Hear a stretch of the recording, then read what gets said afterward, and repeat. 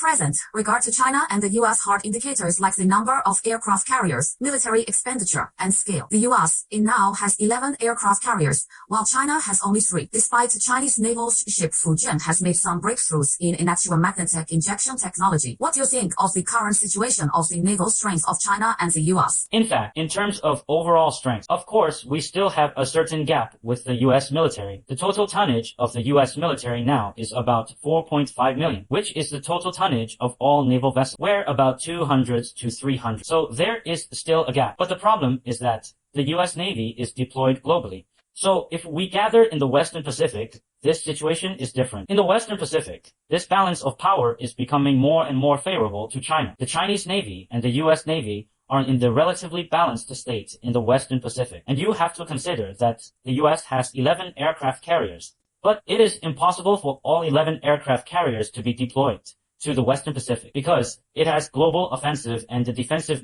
missions in the Middle East and in Europe and now also in South America. There used to be a strategy in the U.S. that to maintain a 1+1 deployment in the Western Pacific on a regular basis. The Carrier Strike Group plus Amphibious Assault Group. This is equivalent to 1+1, a large platform plus a small platform. But so far, the U.S. military has not realized this plan because most of its aircraft carriers, including the Washington aircraft carrier, now deployed in Yokosuka, its deployment rate is not very high. That is, if you want to guarantee a 1+1 strategy. Basically, you have to deploy 3+3 here on a daily basis. But at present, the U.S. military obviously can't do this. So, if we gather in the Western Pacific, I think the balance of power between the two sides is more and more favorable to China. Including the number of our platforms is far more than the U.S., although they have deployed 60% of its naval forces, submarine forces, and air forces in the Western Pacific. There is still no way to compete with China. Through Chinese modernization over the years, including the destroyer 055. This is beyond the combat capability of the cruisers and destroyers in active service in the United States. Therefore, the overall strength is not so important in the specific region.